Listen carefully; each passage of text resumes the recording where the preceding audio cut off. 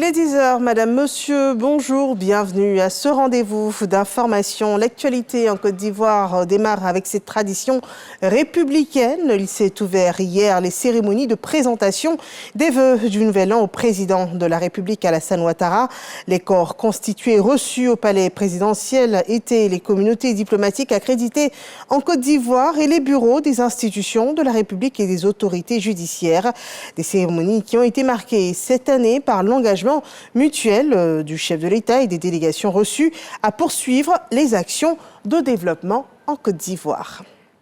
La CAN 2023 s'ouvre dans 4 jours. Cette CAN, c'est chez nous et le sol ivoirien reçoit depuis déjà quelques jours des délégations africaines, des supporters, touristes sportifs et les équipes qualifiées pour cette CAN. Des délégations reçues à l'Ivoirienne dès la sortie de l'aéroport, nous dit Serge Coléa. La CAN de l'hospitalité commence à l'aéroport international Félix Houphouët-Boigny d'Abidjan, porte d'entrée principale de la Côte d'Ivoire par la voie aérienne. Des couleurs, des lumières, le tout couronné par des percussions et rythmes cadencés. Je viens d'arriver en Côte d'Ivoire. La culture ivoirienne, c'est très bonne, c'est très bonne. Oui, c'est magnifique. Je viens du Mali. Vraiment, je vois que l'hospitalité ivoirienne elle est magnifique. Je suis très content et je souhaite vraiment un très bon CAN pour tous les pays. Plus précisément que le Mali gagne. Ici, le décor est planté pour plonger visiteurs et voyageurs en provenance des 4 coins du monde dans l'effervescence de la grande messe du football africain. Nous sommes un pays hospitalier, donc la chaleur ivoirienne, elle est innée en nous. Personne ne peut nous l'enlever, qu'on le veut ou pas, nous savons vendre notre pays. Et aujourd'hui, la culture ivoirienne, elle fait sa promotion. Donc, arriver en Côte d'Ivoire, on ne peut que vous dire Akwaba. Et dire Akwaba pour un Ivoirien, c'est par ses valeurs culturelles. L'idée, c'est vraiment de faire découvrir le patrimoine culturel et touristique de notre pays, la Côte d'Ivoire, et de permettre aussi à toutes les personnes qui viennent pour la compétition de se retrouver dans l'aéroport dans une atmosphère assez festive. On a voulu également marquer le coup au niveau de l'aéroport avec des décors lumineux qui rappellent le football, car cette grande fête du football-là ne doit pas passer inaperçue. Un Akwaba à l'ivoirienne, traduit par des danses patrimoniales. Le spectacle est assuré. Je trouve que c'est merveilleux. En plus, c'est ce qui représente plus la culture ivoirienne, la musique, la danse, rien de mieux. Avec une super chorégraphe et danseuse comme Natacha et toute l'équipe.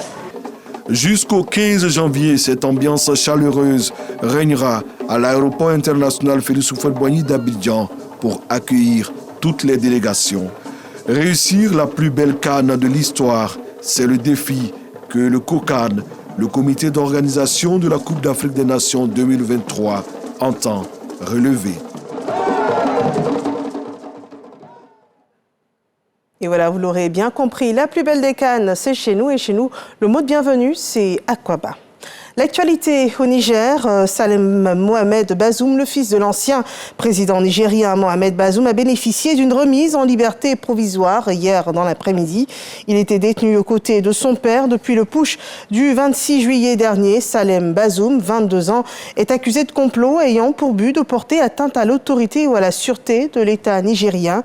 Il s'est aussitôt envolé pour le Togo en compagnie du ministre togolais des Affaires étrangères. L'ancien président Mohamed Bazoum et l'ex-première dame Hadiza Bazoum restent quant à eux détenus sous la surveillance de leur ancienne garde présidentielle.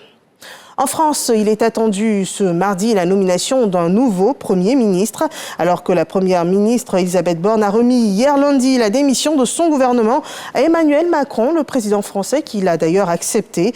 La désormais ex-première ministre et son équipe assurant les affaires courantes jusqu'à la nomination du nouveau gouvernement. Elisabeth Borne a toutefois appelé à poursuivre les réformes dans le pays. Le chef de la diplomatie américaine est à Tel Aviv, où il doit avoir des discussions dès ce mardi, des discussions qui s'annoncent ardues avec les autorités israéliennes pour obtenir une désescalade du conflit, avec l'impératif absolu d'épargner les civils palestiniens à Gaza, donc cette localité qui est plongée dans une situation humanitaire catastrophique. Et l'armée israélienne a annoncé ce mardi matin une suspension de 4 heures des frappes militaires dans une zone du centre de la bande de Gaza pour permettre le passage en toute sécurité de fournitures humanitaires. Et rappelons que ce 9 janvier, nous sommes au 95e jour de cette guerre. Voilà qui termine ce flash d'information. Merci de nous avoir suivis et rendez-vous à 13h pour le journal.